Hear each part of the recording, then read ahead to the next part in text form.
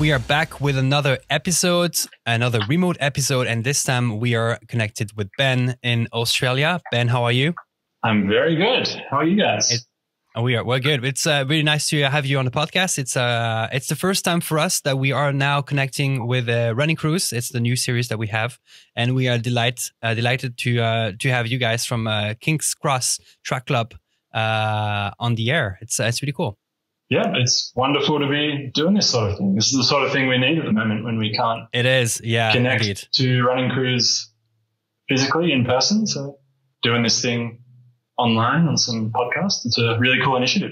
Love that. Doing it remotely, and like it's also like super cool because otherwise it would be quite like we would have to travel to see each other. And now it's like so easy. Just hop on get up early for us and hop on this call and we are basically connected. It's amazing because you are actually in Sydney. I don't know if you said Australia, but you are also Sydney. We just talked a little bit before. You mentioned that you're a true how do you say Sydneyan? Citizen? People say Sydney cider. Sydney cider. It's like the beer. It is, yeah.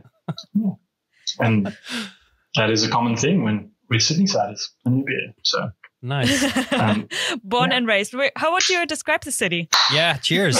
Yeah, cheers. So it's for us and the people listening or watching, it's 8 a.m. for us and it's 6 p.m. for him. So we are still on the water and coffee while he's enjoying a nice beer. Yeah. Shout out to Heaps Normal, non-alcoholic beer. So as a conciliatory, not to make you guys feel too bad. That's fine. Somewhere in between. We'll catch up later when you'll be sleeping. Good to hear. Very good. So Ben, can you tell us a little bit more about yourself and where you are and what you're doing at King's Cross Track Club? Right. So I'm in Sydney, Australia. I've been running for about 5 or 6 years now myself, and I've been a part of King's Cross Track Club for just over probably 5.5 years. The group itself is 6 years old. So started by two brothers, Andy and Michael.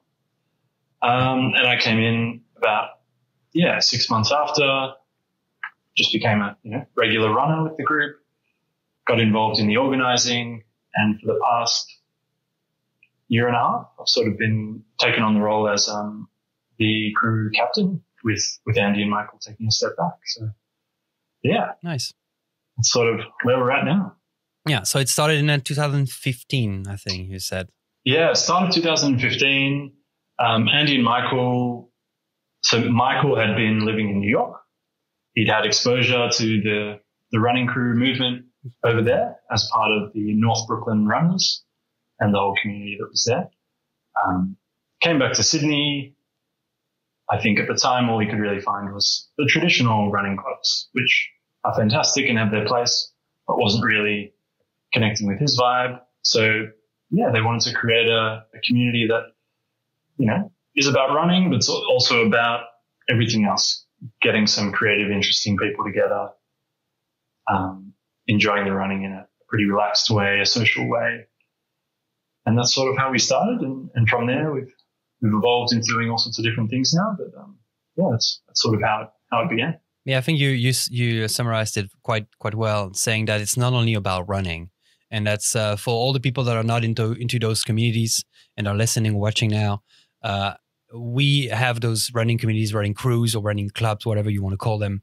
It's based around running, but it's way more than running. It's about the community, it's about the people, it's about connecting with other human beings and having fun, sharing good vibes. And the running is basically something that happens meanwhile, in a way. So that's really nice, yeah.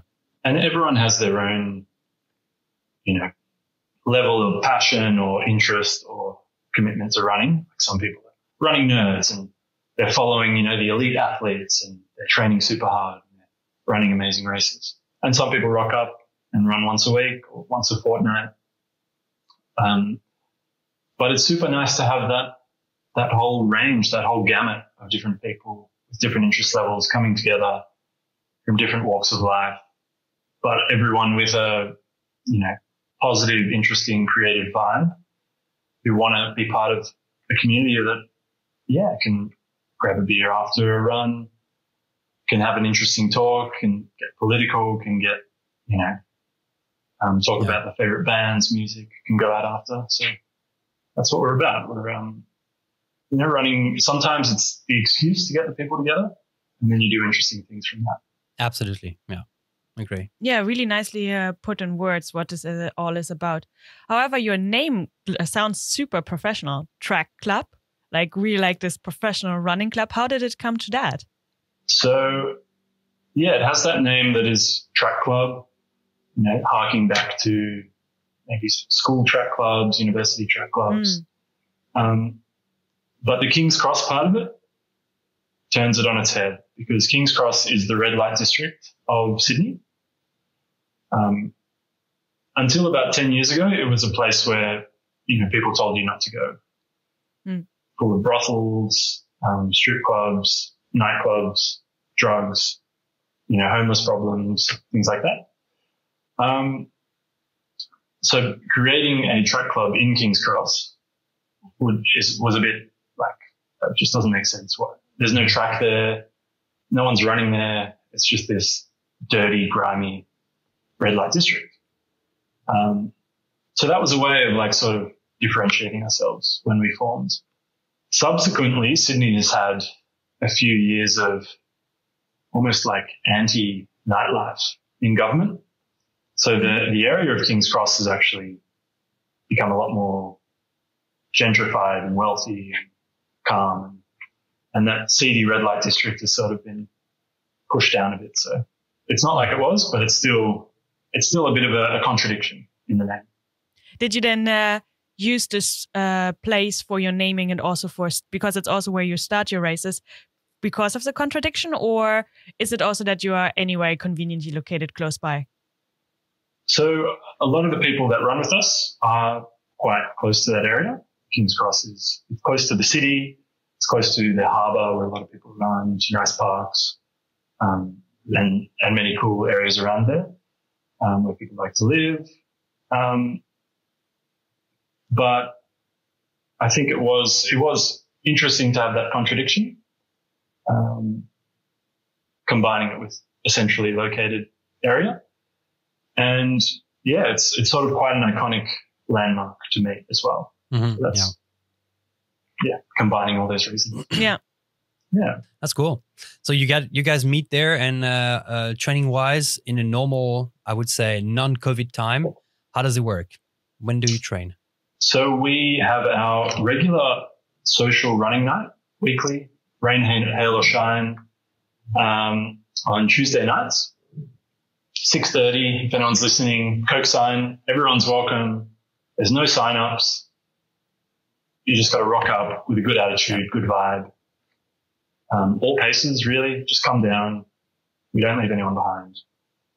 And we just have a pretty chill run. Recently, we have started doing sort of pace groups. At the beginning, we didn't need to. We could all just run at a pretty chill pace, and that was cool. As the group has sort of become a bit larger, we found some people were super intimidated to come by. A bunch of sort of tall white dudes, and there was too much of one image in the group. They'd see that and they'd be like, that's not what we're about.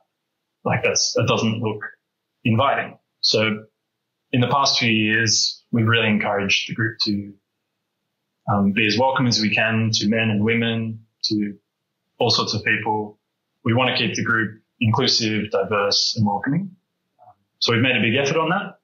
Part of that has been creating some pace groups, and we sort of do that as we need to.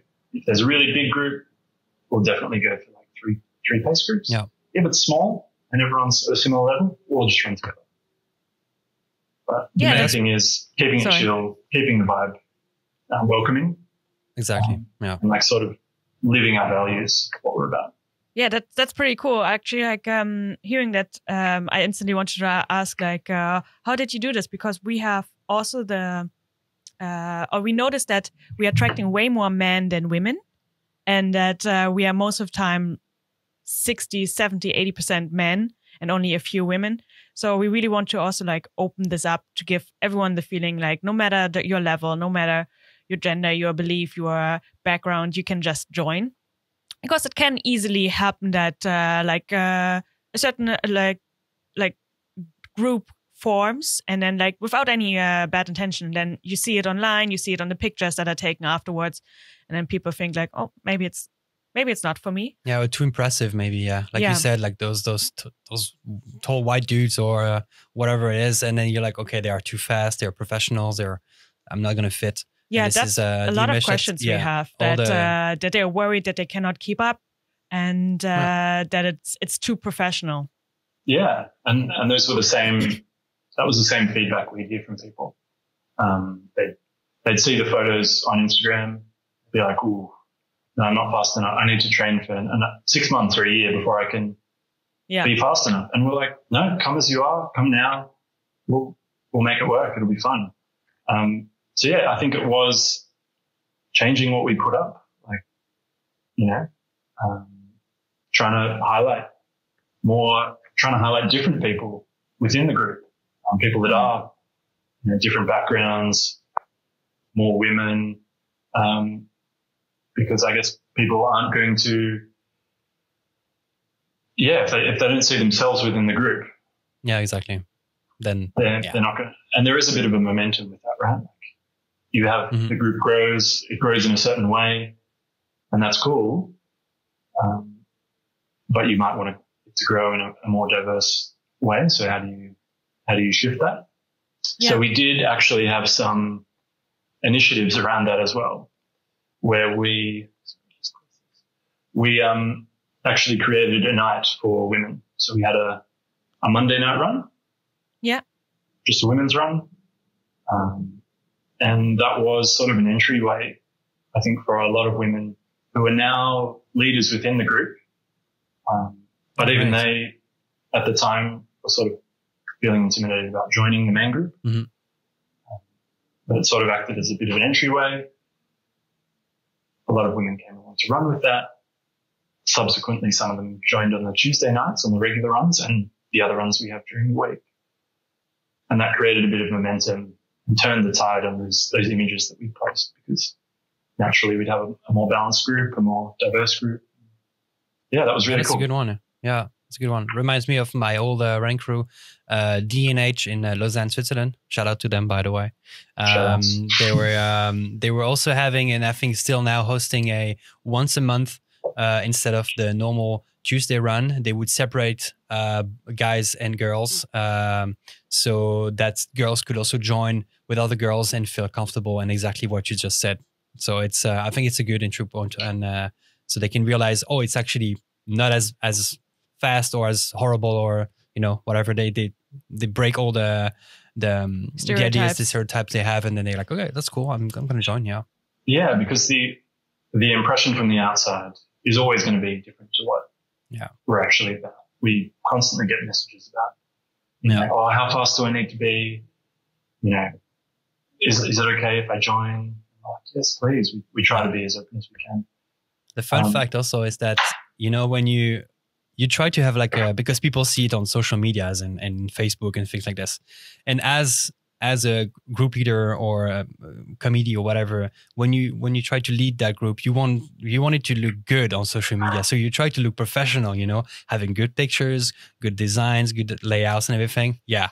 And so of course you appear like you are professionals, when you look at your social media and you're like, okay, those guys are fast, but you judge only on what you see, but you don't know what's behind. And it's basically a bunch of random people gathering together and running for fun.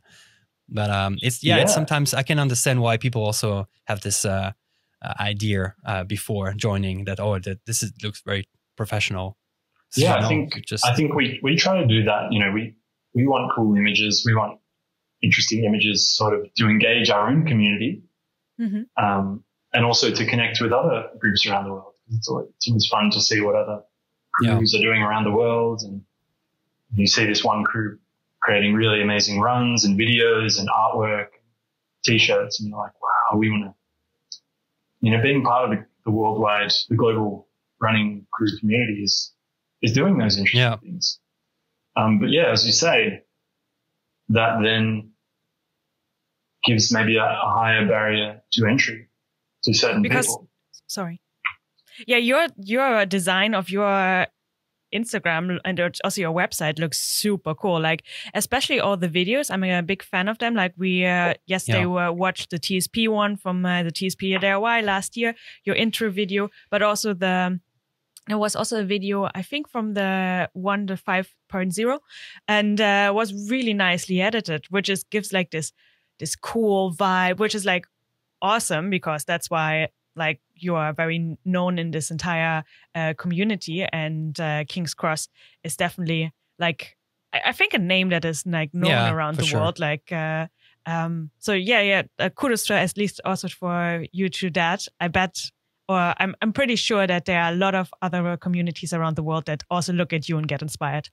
For sure, that would be fantastic because as we have been inspired by the groups that have come before us, and we're always taking inspiration from what other groups are doing.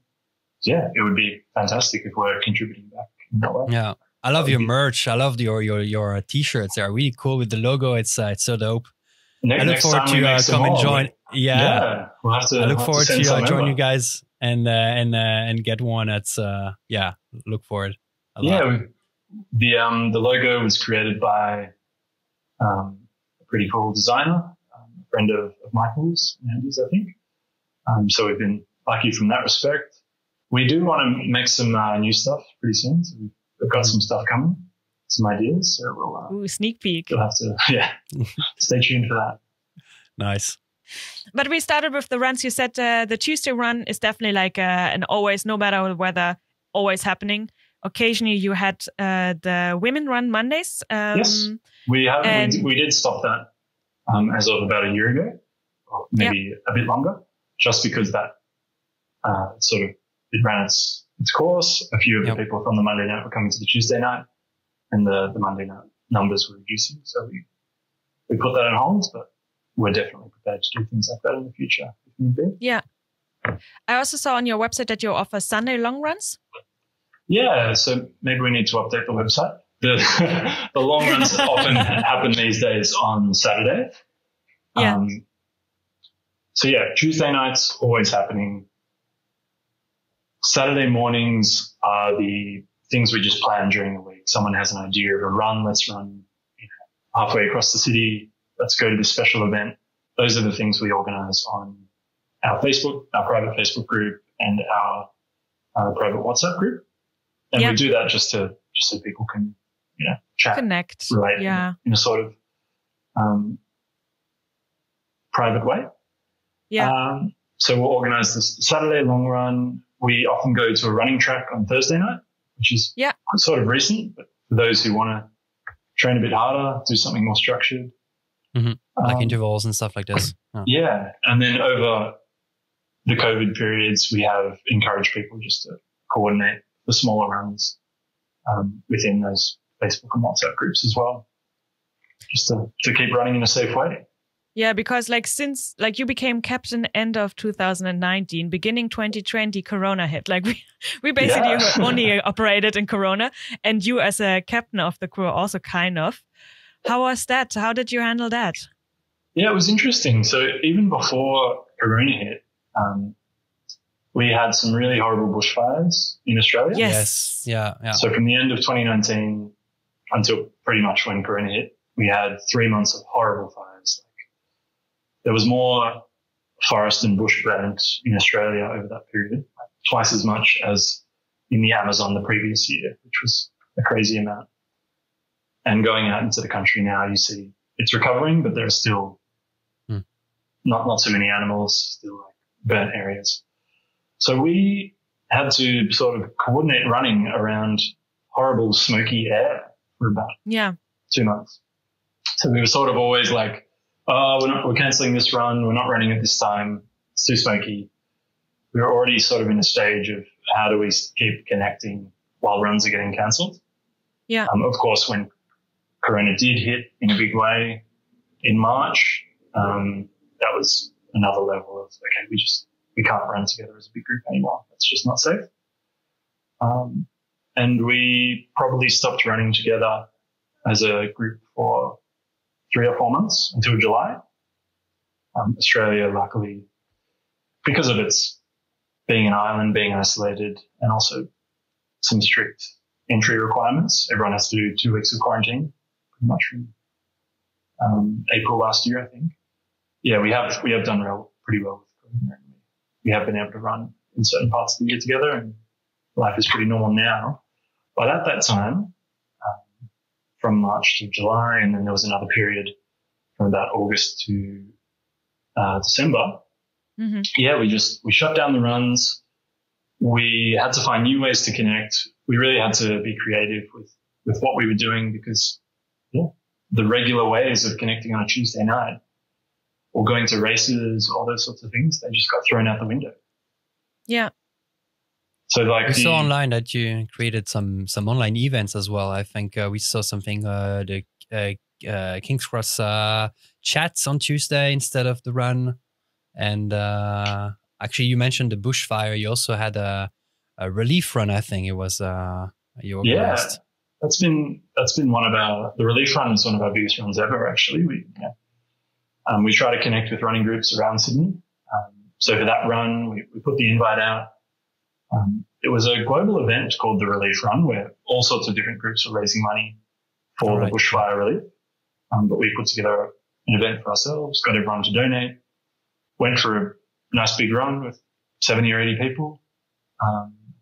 Just tried to do our part, which has been a larger part of the group in the past few years, trying to connect with environmental issues, social issues, connecting with things that are part of our values as a group, actually living them and seeing what we can do as a running group to make an impact. Because we probably all have, individuals, we have values and we want to make a difference, but it's really hard to do something by yourself. So for a lot of people, and for myself included, like the running community is the way that we can make an impact as a larger group, as a well-connected group of people. We can actually have a big impact on the issues we care about. So the other ones we took part in last year, we did a run for International Women's Day. We did a run for a local Indigenous charity.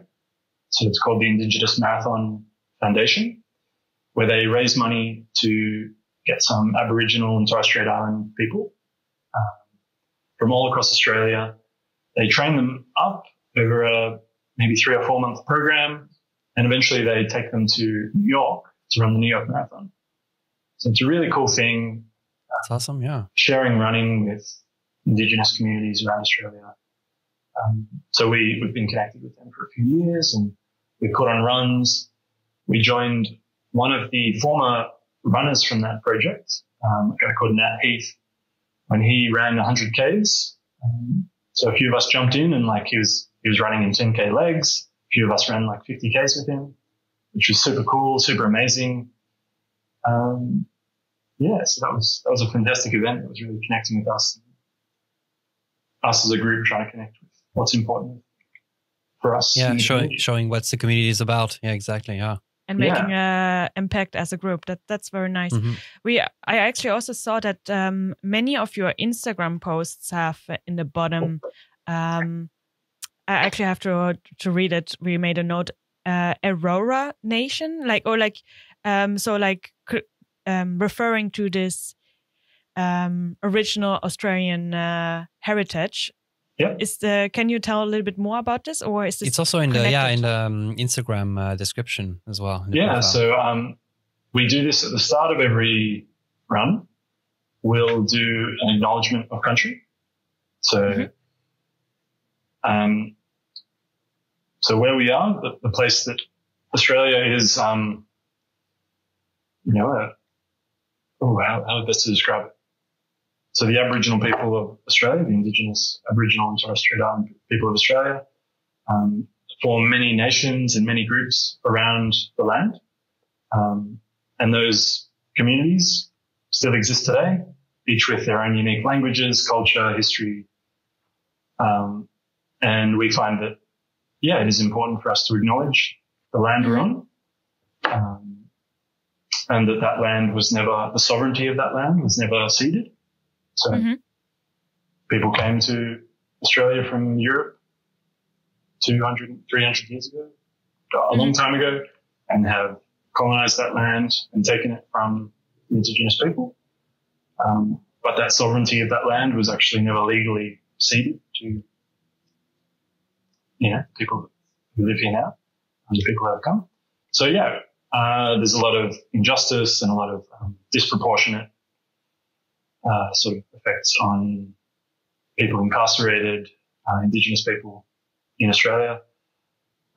So there's a lot that needs to be done. And as a very small, acknowledgement of that, we introduce our runs by acknowledging the people whose land we're on. So that's very respectful. Yeah, it is. Love it. Yeah, and that group of people, referred to as, in the area that we meet, is the Gadigal people, and the nation they're a part of is called the Eora Nation. So, okay, then we now like to pay our respects to that. Yeah. That's super. Yeah, that's super. That's super. Wow, definitely. Love that you do that, and that again shows this inclusivity that you talked in the very beginning about.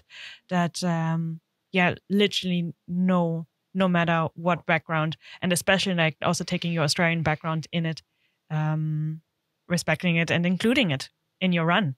That's awesome. Yeah. It's very important to us as a group to do that, and we want to have an impact on changing this nation in a positive way. So we try to do it together. Yeah, and you happily can do it together again. I saw that you could resume training, that Australia gave you the rights to come back and join each other. Yeah, so it's probably, I feel a bit bad sharing this with people around the world who are in much more difficult situations with COVID, but because we have had success in containing Corona, we have been able to run together on and off. So for the past 2 months, we've been running together again. And before that, we had a period from about July to August where we could run together. So we do it when we can. We do it in a responsible way. We do a bit of a QR code check-in as if which we have to do when we go to restaurants and bars. We do that for the run, just in case there was ever a case within the group. Smart. We'd be able to tell the authorities that these are the people on the run at that time. Yeah. So we've tried to return in a responsible way back into running, but it has been an absolute pleasure to be able to run together. Yeah. So, no, I don't think can you only should. Imagine. I don't think you should feel bad because there's nothing that you did personally or something like that. That's just the statuses of the virus and how we are handling are so different in all the countries. And it basically I learned it is what it is. It is what it is. And we just have to do the best out of it. And I think you also had times where you had to lock down, but still you did all the efforts to still connect with the community, with the solo runs and organizing races, organizing talks. So you know what, you also know what it is. We felt the pain, but maybe it was a bit shorter for us, and we're not out of the woods yet. It has come back, and we have had lockdowns as well quite recently in different parts of Australia. So Victoria, where Melbourne is located, that had a lockdown 2 weeks ago. Oh, wow. They just came out of that. So we're still aware it could come back. And we have had that experience of where we had to come up with different ideas to still connect the community during the lockdown, having races where everyone just runs by themselves, but everyone comes together on a Zoom call after the run. We called that KXTC Solo. We even printed out little bibs. Yeah. You get that feeling. Yeah. So we did that twice last year. We did it once for a run called KXTC Solo. Printed out the bib. Everyone could put a personalized number on their bib. You could run a half marathon or whatever distance you really want to run. And then we had a bit of a Zoom chat afterwards, and just everyone talked about how they went and trying to relive that post-race celebration that we're so used to doing. And we did a second time for the Run for Justice, which was soon after, the Black Lives Matter. Yeah. Yeah. Big protests and movements kicked off last year. That was an initiative run by some New York running crews. Mm-hmm. So we took part in that, and we also connected with a Melbourne running crew who we're quite close with, and we created a bib for that as well, because they originally had some T-shirts, and they were going to try and send some T-shirts over from New York, but we're like, no, don't worry about that. That'll be a logistical nightmare. Yeah. Let's just print out a bib. And so, yeah, we did that with AMPM run crew in Melbourne. Mm-hmm. And, that was a really successful event as well. Awesome. Because how is a running crew life in Australia? Like you just mentioned, there's another one in Melbourne that you're also very well connected with. But the founders of your run crew, King's Cross Track Club, did the founding because they experienced it in New York and felt like something like this was not yet Australia. But how is the situation now? Yeah, it's so probably there are lots of really great running groups in Sydney and around Australia, and they all have their own unique flavour.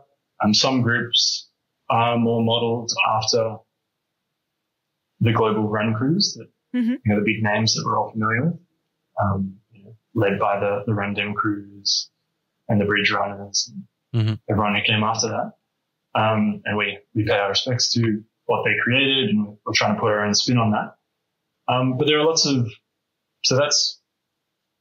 maybe there are a few running groups around Australia that are part of that, maybe not heaps.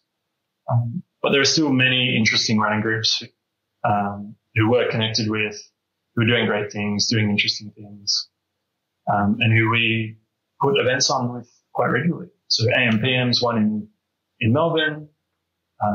When we're visiting Melbourne or they're visiting Sydney, we connect, and I've made some really great friends out of that. But even within Sydney, we run with a bunch of other people from other groups. We do events together.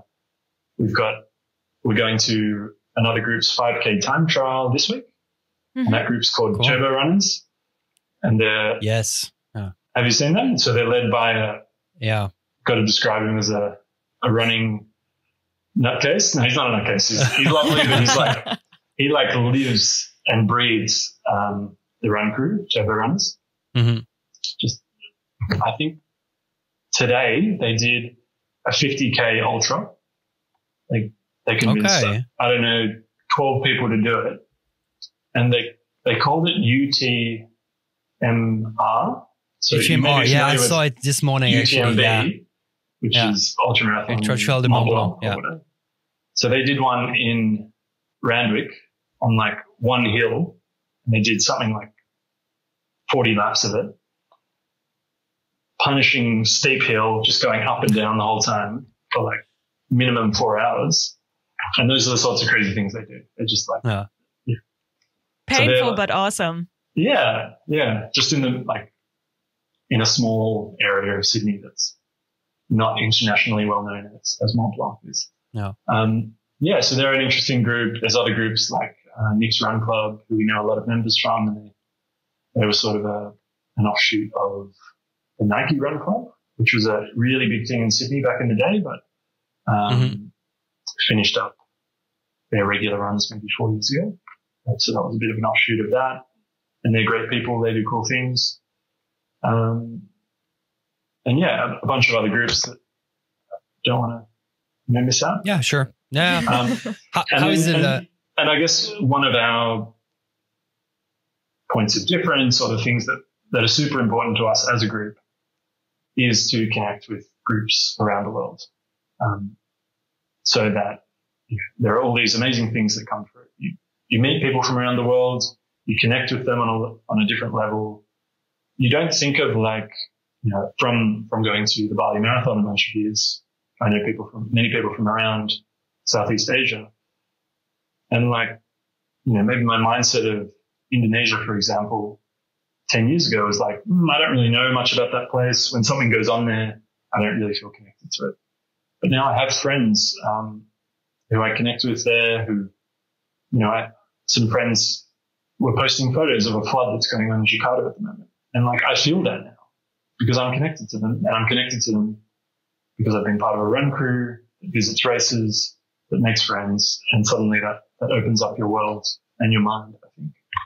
So that's really important to us as a group, to have those connections and to allow our members to also benefit from that. Yeah. Are there also regularly visitors of your group? Sydney is like, the city if you visit Australia, I guess. Yeah. So definitely in years gone by, we probably have like a regular every other week. There'd be someone from traveling to Sydney, part of a run crew. They're like, I'm visiting, I need to find another run crew, and they'd come run with us and it'd be fantastic. That's super cool. Yeah. Take them out for a drink or dinner after. Sometimes form really good friendships. And many people who we're still in contact with today. I think I mentioned when we got in touch that we have one of our runners, Raphael, which actually was running with you guys for a while when he was I think studying or working over there. Yeah. I think he was doing his masters. He was, exactly. Something and like that. He was working at a hospital really close to where we meet as well, like St. Vincent's Hospital, which is in Darlinghurst next to King's Cross. And lovely guy. He'd come by running all the time. I think we got him in the t-shirt eventually, the singlet. Nice. He was great. And that is, it's lovely having those people come over and run with us. It's sad when they go back home because, of course, that's part of the that's deal. All part of it. Yeah. But really this feels super, super cool. Like first you ran with you and now he's running with us. Yeah. We have a connection. Nice. We do. How is the local running culture? The local, do you have like a lot of running races? Do you have a lot of runners? Is this like a big sports after rugby, I guess? Or So how is it going? I think maybe relative to other countries, I think Australia is quite a fitness focused. I said rugby, but I was actually a little bit wondering, like rugby. I wasn't aware, but then again, I'm not. It just hit me now. It's not. No. What is the typical sport for Australia? Australia is split diagonally. Yeah. About what sports people play. So can you imagine Australia in your head at the moment? Yeah. If you go in the far right corner, bottom right corner and top left corner, and if you drew a line across there, everything above the line, in winter they play rugby league. That's the most popular sport. So rugby was not too far. Decent guess. But everything below that line, the most popular sport is AFL or Aussie rules. Which it's just like, please. By the look on your face, neither of you have ever heard of. Absolutely not. I was like, is this like American football, but in Australia? I know Aussie man, but I don't know Aussie rules. I don't know who Aussie man is, but Aussie rules is, you may have seen like Gaelic football. Possibly. Okay, you haven't seen that either. But it's sort of like,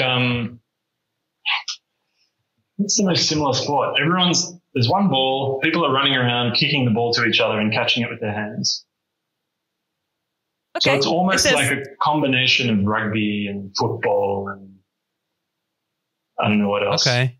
Yeah. And then you still have to kick the ball between sticks. Yeah. So you also have sticks. There are four sticks. There's a lot going on. It's a hard game to explain over a podcast. We found a video now. Yeah, like we have a screen here on the side, and Kevin looked it up on YouTube, and we saw. It's a mix of it looks a little bit like football and American football. And interesting. All combined in one. Aussie rules. Yeah. All right. Cool. All listeners, go to YouTube and look up Aussie rules. Yeah. Yeah. So those are the two most popular sports. But running is. Yeah, it is popular, and but it's popular in the way that it's a solo fitness. Yeah. I need to run because I need to be fit, or I'm going to get fat and die. I think that's the general attitude towards running. You see heaps of people running all the time in parks, just like suffering, just like Not wearing the enjoying wrong, wearing like huge clothes, and I just feel for them. They're like, there's a way to enjoy this sport, which I've been in that position as well. I was there 7 years ago, where I hated running. And you see many people running that obviously don't like it, but feel like they have to do it. So hopefully, as more and more running groups pop up, hopefully that spreads the culture of, running can be an enjoyable, cool thing where you form in these really cool communities that add a lot to your life, while you're also finding a movement and a physical pursuit that makes you physically more healthy, mentally more healthy, and increases your connection to the community. So that's what we want to spread amongst Sydney and around Australia. Yeah. Like 7 years ago, you were saying you were also one of these people. Like why did you start running, and how did you find your way to King's Cross? I think we didn't talk about this yet, did we? No, not yet. So I, have that strong memory of, feels like a long time ago, because running is now such a big part of my life, so much so that, people will talk to me and be like, oh, that's that running guy. That was never who I was back in the day. So like thinking back, I was always very into sport. I played rugby, touch footy, which is another sport which you might need to look up. Playing cricket as well. Yeah. So I'm playing all these sports, and I did sprinting when I was in school as well. Mm-hmm. So I think I just always found, running more than 200 meters around the track was just painful. And running at school, it was a punishment, right? Like if you were being a naughty kid, they sent you for laps around the park. So that was sort of the attitude I had towards distance running when I was a kid. And then going through my early adulthood, I just thought it wasn't for me. I hated it when I did it. It felt horrible. I play sport and I enjoy sport, and that's just what I wanted to do. There was just a switch in my mid-20s where I was with a partner at a time who started running, and I tried it with her and didn't really work out still. And then I did it a bit on my own. When I was in Berlin, I started running a little bit on my own. Yeah. And sort of got into it, but then I started playing sport again, and the sport took over my life. I actually did play touch football when I was over there, which nice. I was surprised to seeing existing in Berlin, but there's a huge expat community. Shout out to Touch Berlin, if they're listening. But then I had a really interesting time where after I lived in Germany for a year, I spent a month in New York. Mm-hmm. And I was living at my sister's place, who was living there at the time.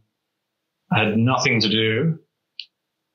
And I just started running, and I was like, well, I've always wanted to sort of run. I always wanted to turn this thing from something I hate into something that I might hate a little bit less and enjoy. So I did.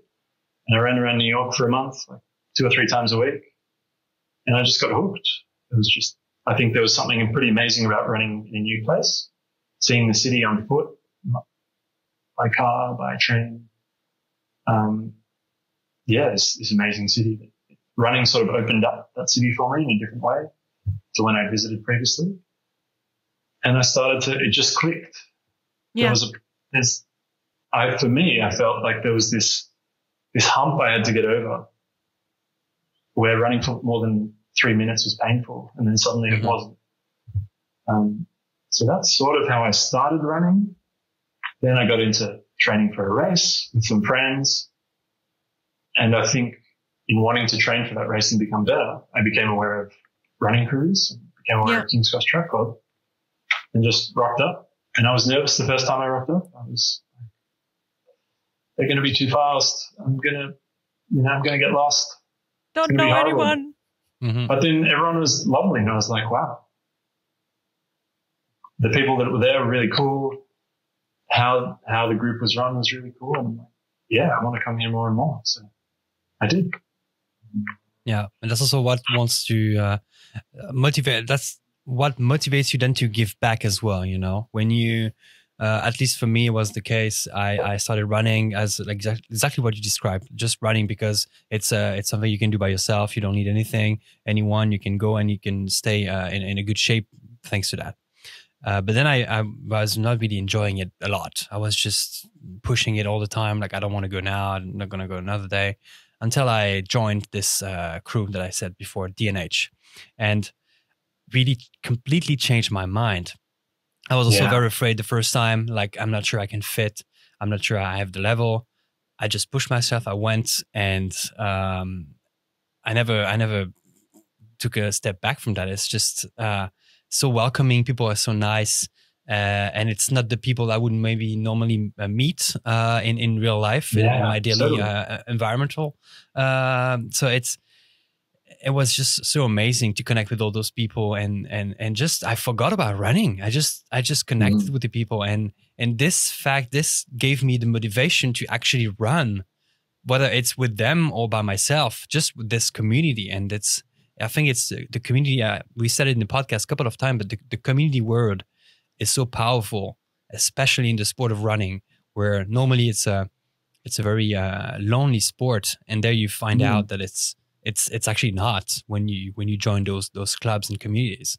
And the fact that you join that kind of community and people, and you receive so much, you know, from those people, that energy, those vibes, advices, and everything, and then you want to give back because you enjoyed it, you benefit from it, and then you want to be giving back, and then allow other people to have the same experience and join as well. You want to create and cultivate that environment for more people, so they can also go on that journey of completely changing how they think about running, opening up that community to them. It's an awesome thing. It's really well put. One more thing I wanted to mention is the Speed Project. Speed Project, TSP. The big TSP. I was thinking about this as well when you talked about this run that trail runners are doing right now. We were talking about fun but painful. I was thinking fun but painful. That could be also TSP. That rings a bell. So we, from what we saw online, the club, King's Cross, you did the TSP 5, and also you really the participated TSP in DIY. the real one. Yes. So and you were part of the first one of the TSP 5. TSP 5, we got a group of originally 10 runners, but one pulled out from injury, so we had 9 runners. And we did the crazy LA to Vegas run with the the camper van, the support van, running through the desert. That whole big thing with all the groups sort of going back and forth around us. That whole experience, the pool party after, the madness. We did that. That was an extraordinary experience. And then this past year, with the Speed Project not being able to happen, we got another group of, I think it was 10 runners. This year I didn't take part, partially because I wanted to allow other people to have that experience. So I don't think anyone from the previous year ran last year. So we let a whole new group of people take part. But also I was quite busy at the time, so it was a tumultuous time of the year. But the group from KXTC, unlike, everyone did TSP DIY differently. But the group from our crew wanted to just they wanted to have that full TSP experience. So they rented a camper van, drove out to the middle of New South Wales, which is the state we're in, and went to a place called Brewarrina, which is a small community, which, somewhat in the middle of nowhere, and did the whole 36 hours? 31. 35 hours and 15 minutes. 35 hours. Okay. No, wasn't it 31 hours? And 15 minutes? 31 hours, 15 minutes. Yeah. Still Can't remember, it was enough. too long. They did that whole experience. It looked amazing. It looked crazy. because we were doing it at the same time as everyone else around the world, I think they got 2 nights. So they finished up at 4 a.m, and then had to find accommodation and partied a bit after and sort of lost their minds from that whole experience. The photos were spectacular, and the experiences they had were spectacular. And I think that was, for both groups, the common element. They're very different experiences, but the common elements has been how incredible the experiences are with the people you do it with. You just have this amazing bond. You're going through this crazy adversity, you're putting your body and mind and everything under such stress to run a pretty arbitrary distance for a constant period of time. You're doing, to an outside observer, this event just seems insane. Mental. Yeah, it's crazy. But when you do it, you're like, wow, this sort of makes sense. I've been running 3 hours ago and now I'm going running again and my body feels horrible and I'm not able to eat food. But the person before me just ran for an hour and just put everything out there and ran their heart out. So I'm going to do it because they did it for me and I'm going to do it for them. And we're all going to do this crazy thing together and just have an extraordinary experience. So yeah, very different, but I think both groups got those similar things out of it. Yeah, especially exactly what you are saying. So I'm actually basically going to repeat you, but this feeling of being a group, this tight bonding, and what you are saying, everyone was in pain. Everyone was thinking because I'm sorry, I don't think we mentioned, but Kevin and I actually participated in TSP as well. But then he was DIY awesome. in the Netherlands. Happily did not have to start in the night and finish in the night, but in the afternoon and the late afternoon and Sunday. Yeah. For us, time zone wise, it was fine. It was good. Easy. I personally had to say better because I'm not a night owl. I rather prefer getting up early and then, but not running through the night. But you were in pain, and you think about quitting, but you don't because you're a group and everyone else did their part. So now it's then your time to have a part, and the bond that really creates by going through this pain together is really unique. Unique. Yeah, I think that's a good description. Where did your crew do the event?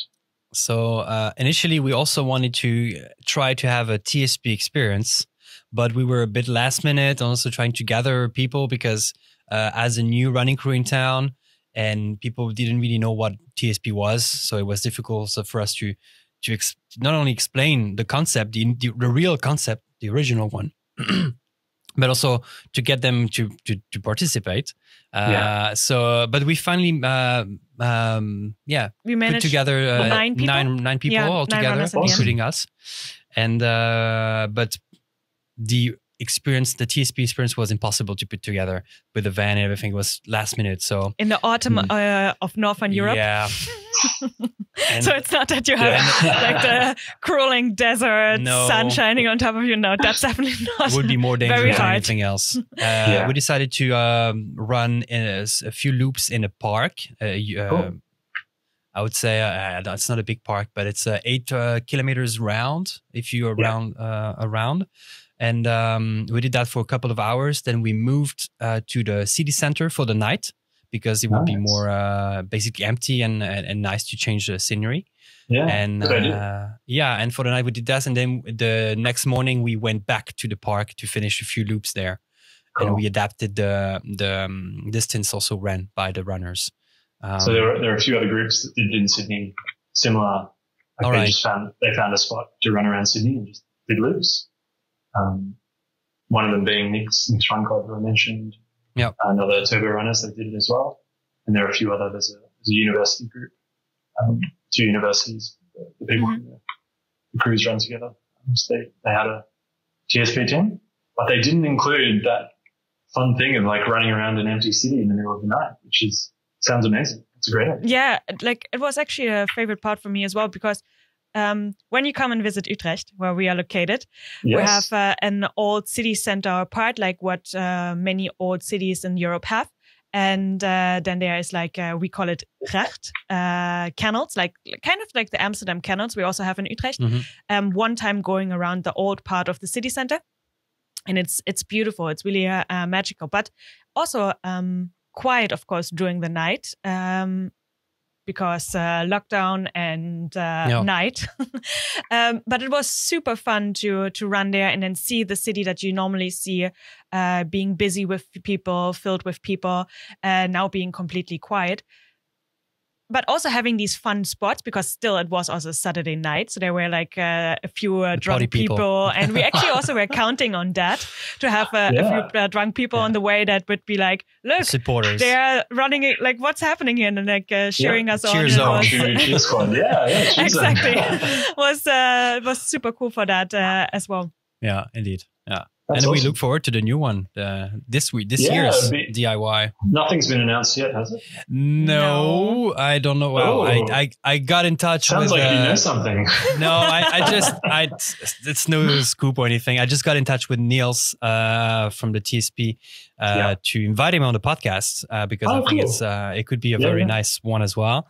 There's a lot to talk about. And I also asked him at the same time if a DIY is happening, and I don't know when this episode is going to be released, but I'm just going to say it. He says apparently it's the first week of September. Okay, so a real last one, even in September, is probably looking doubtful in the States. I don't think it's happening. No, I think this year it's going to be the DIY again, and. But to be completely honest, I never did the real TSP experience, so I can't really compare. But I have the feeling that this DIY version opened up this entire TSP experience to way more groups, because who has, like, it is quite a trip to organize to go to LA and then have a van, and like financially, time-wise, training-wise, because like being fit to run through the desert with crueling heat during the day, cold temperature during the night. So having this DIY version, of course, it's not the same experience. Like, again, you can't compare it, but it definitely opens up this somewhat similar experience to a wider group. You could see it on the leaderboard, like how many teams were participating. That's amazing. So, and it really then connects these different groups around the world actually more, because we are knowing, like, when you are in pain there right now, there are other groups around the world that do exactly the same. Feeling the same thing. I think that's, from my experience with TSP in 2019, a big part of it was connecting with the other crews that are going through it at the same time. And then, turning that into a decentralized TSP DIY really opens it up to the rest of the world. Like, I think the event was probably so small in the past because it was a pretty insane thing and a logistical nightmare. Like, how do you get runners from LA to Vegas somewhat safely? And the year I did it, I think there were 40 teams, which was maybe double the year before. And that was already pretty mad. Like, there was already chaos on highways when parts of the road were blocked off and the police were going nuts. So it is somewhat limited by the crazy nature of the race, while the decentralized online DIY version is fantastic. And maybe hopefully the two can live coexist together. I think either it will. Simultaneously or at different times of the year or whatever. But I'd totally encourage people to get involved in both and tell Niels to do both. Yeah, I would do as well. I would love as well. And one more thing about TSP. So the DIY one had some charity partners involved. Yes. That were running charities. And one of them was actually the Indigenous Marathon. Yes. Foundation. Yeah. So that was really cool That's awesome to see that. Yeah, no, like that's also something I was thinking about when we had mentioning so many teams now with the TSP DIY version taking part, and also like the fundraiser part and making the awareness of all the causes that they were standing for. Yeah, it's fantastic. Yeah, we look forward to this year's TSP DIY and see how it goes. Be able to connect again and sweat, and hopefully put another loop and path this year. Well, have you guys heard about a lot of people are talking about the David Goggins challenge? Yes. I don't know, but I disagree with the naming of the thing. It's like 4x4x12 or 4x4 by 48. Yeah. But like it should just be 4x12 because or 12x4 because you're running 12 times 4 miles. Yes. But he's just come up with a crazy naming system, which makes no mathematical sense. Exactly. Yeah. I had a look. I thought about it, but then I knew that I would be probably the only one here. I'm sorry, like guys, you read the book from David Goggins, so I know that, but like I'm completely unaware of this challenge. It's not the book. It's not about the what is it? We didn't talk about that. So David Goggins organized an event that people can participate, basically like the TSP DIY. Wherever you are, you can participate in a race, some kind of race, I would say, where you have to run every 4 hours. You have to go for a run of, what did you say the distance was? 12 miles? 4 miles every 4 hours. Yeah. So you end up over 48 hours. So you end up running 12 times. Yeah. So it's pretty much. Search for it now. You're searching for the run, but I'm actually, because I'm not a mile person, I'm a kilometer person. Is it not 1.6? 1.6 times 4 makes 6.4 kilometers. Yeah. So it's pretty much just TSP DIY, but you don't get to do it as a team. I guess you could try and do it as a team, but the team isn't compulsory. But very similar. Yeah. No, I saw that. But and King's Cross thinks about participating, or you're personally thinking about participating in that? I don't think I will. I'm only tempted because a group in the UK or around the world that I'm connected to called Be More You, run by a London guy, Shah Hussain. Yeah. So he's encouraging some people to get involved, and he's made some T-shirts and some medals, and they're a really cool group doing amazing things, connecting running and mental health. So they're encouraging some people to do it. So I think that's the only thing that could tip me over. You. But the actual event, the actual distance and running, and like somehow trying to fit sleep in between runs every 4 hours over 2 days, just sounds like some punishment I'm not looking for at the moment. A little bit, yeah. Could be fun, but yeah. Let's see. I will have a look afterwards. Maybe something we can organize for the group. There are always crazy people that love that stuff. Let's give the option to them. It might be up there avenue. Yeah. Let's talk about quickly, if you have with the crew some future plans for the crew, or what, I don't know. Like, is there something you guys have planned for the future, or some events you guys want to participate in too, or tell me about it. We do. So just this past few months, just from the start of the year, we've sort of grown the leadership group amongst King's Cross. So we've created like a bit of a pacer group, getting people that are really involved in the crew to be able to share their opinions, their voice, what they envisage the group becoming. So we talked a bit about our values and what we want, our plans for the year, just the past few weeks.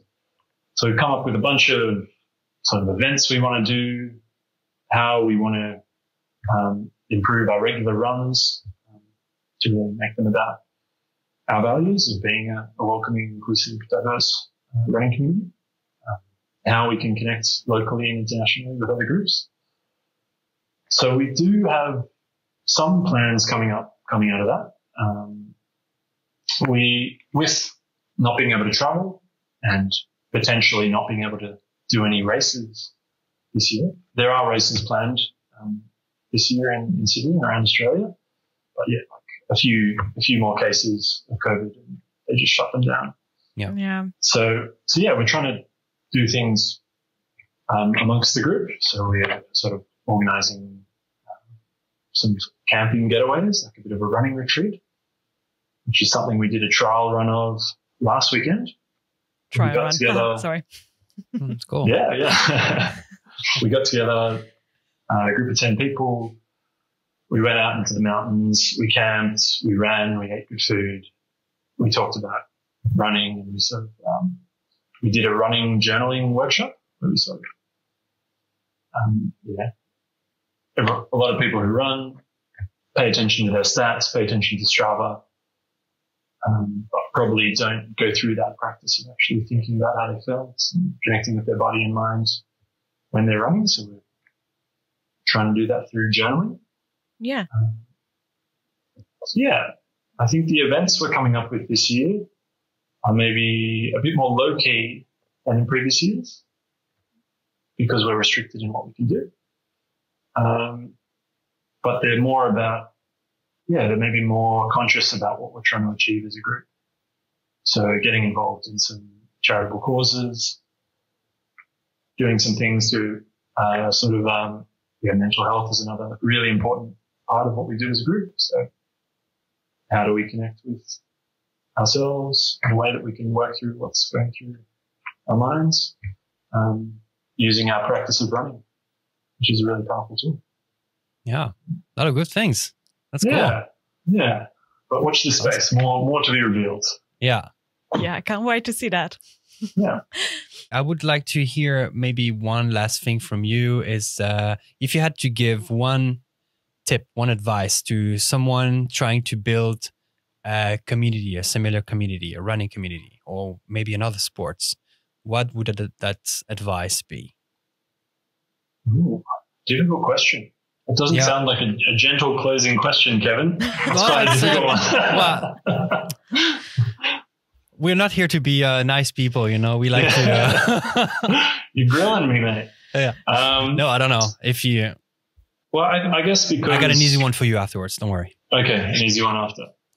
I think the first thing that comes to my mind, because it's something we're going through now, is really trying to figure out what you're trying to achieve with the group. So for us, the group has evolved, but the things we're trying to achieve now are to really connect with our community. We had some sessions together where we talked about our values, and we want to share those values with the group, and we want to really live them. And that ranges from doing that acknowledgement of country for the Indigenous land of run at the start of runs, to bringing up things of mental health during our runs and focusing on that. So I think starting a running group, you could probably, there are many reasons to do it. And you might just be like, running crews are cool. I like what's going on. I'm going to start a group. But I think taking that time to talk, think introspectively about what you want to achieve, or talking to other people who have done it, and talking to people you want to start the running group with, find out what are we trying to do with this? Do we just want to run? Do we want to make it about something else? That's super important, and that can help drive what you do. It's like any venture in life. Lay a good foundation. What and why? Yeah, the why behind it. And that can change over time. That doesn't need to be fixed, but I reckon spend some time on that. Awesome. And the last one, the easy one. What other crew or community or club, running crew, should we invite on the show to talk with? Yeah, who would you like to hear here? Be grilled. Could be anyone. There are so many good choices. There are. They're all good anyway, but one that you would be particularly interested in. A few things come to mind. There's some new ones, some old ones, some people who I've talked to a lot and people who I've never heard from. But I would encourage, or maybe, I'd be interested to hear just to see how they're going. A group that started last year in Auckland, New Zealand. Okay. Called Neighborhood Track Club. Yeah, I see the Instagram in my head. Yeah. I think it's Neighborhood TC. And we spoke to them a bit when they were starting up. Neighborhood Track Club. Yep. Yeah. Kyle and another guy we spoke to. They seem super cool. They're doing something interesting. They're mixing it up in a new way. Yeah, I'd be interested to know how they're going and what they're trying to do, and the successes, the difficulties. That'd be cool. Cool. Okay. Noted. We'll get in touch with them. Nice. We will say we will come from Voltron. Exactly. Please do. So we didn't mention this, but so you have your nickname. People call you Voltron. Where does that come from? Yes. So Voltron is my second middle name. It's not on any birth certificates or anything, but it was given to me when I was born because my older brother and sister, who are 4 and 5 years older, at the time that I was born, their favorite show in the world, their favorite TV show, was a Japanese anime called Voltron. Mm-hmm. Yeah. So out I come, and my parents are like, "What should we call this baby?" And they're like, "Voltron." So that's awesome. So it's always it's been like a fallback name, or currently at work that's my actual name because there was already another Ben when I started, so there can't be 2 Bens. So I'm Voltron at work, I'm Voltron on social media, and just a bit of fun. That's an awesome story. Yeah, cool backstory. Because like you told us also that we can call you Ben or Voltron. So we Googled Voltron because we thought it's a nickname. And we found the TV show and I was like, oh, that's cool. Like I'm curious to hear the story behind. I love the story that your bigger brother and sister basically chose it for you. It's actually your name. Yeah, you got to watch the original 80s version. That's the one to watch, I guess. Yeah. So there's a new one on Netflix. Yeah, because Kevin was like, "Oh, it's not that old, 2016." Okay. But I was like, "No, look here, 1984." Yeah, the original one. That's the. It's a bit darker as well. It's like this was a kids show. It was like. It's back in the days. Everything was fine. Yeah. Exactly. Isn't this like also sometimes when you watch old Disney movies, you're like, what? Couldn't bring that out now. They're getting deep, yeah. Nice. Awesome. Cool. Well, we said already, like your runs resumed already. So to all our listeners that might be in Sydney or visit Sydney, or feel free to join Voltron/Ben/King's Cross Track Club. Definitely every Tuesday at 6:30 under the Coca-Cola sign at King's Cross. That's it. Everyone's welcome, all levels. Just please come down, bring your vibe, rock up, see how you like it, and come run with us. Awesome. Also, the you are on Instagram, like all the crews, King's Cross Track Club, the websites as well, kingscrosstrackclub.com, and the Facebook groups for the people willing to participate in the runs. That's it. Something I forgot to say, or something we still need to mention about anything? About King's Cross? Oh, something I want to mention. No, I think that's covered it all. That's a very good encapsulation of who we are. Awesome. Awesome. Thank you very much for... Sorry. Yeah. Thanks for having me on the podcast. This has been lovely. Our pleasure, man. And we hope we can connect again soon, and hopefully also meet at some point. That would be awesome. Real life. Let's continue to connect virtually, but when we get the chance, in real life as well. Come on. Awesome. Yeah. Awesome. Cool. I'm interested to see more about what your crew's doing as well. Likewise. Thank you. And thanks to all the listeners and viewers. Thank you for being with us again today. We have more episodes coming in with running crews around the world. And that's coming up. And as per usual, thank you to our Patreon supporters, Team Tufik and Alex. Thank you guys for supporting the show. And you guys can find us on all social medias. All links are going to be dropped in the show notes to find out more about King's Cross Track Club or our podcast. So thank you for being with us today, and we'll see you guys in the next one. Bye-bye. Bye.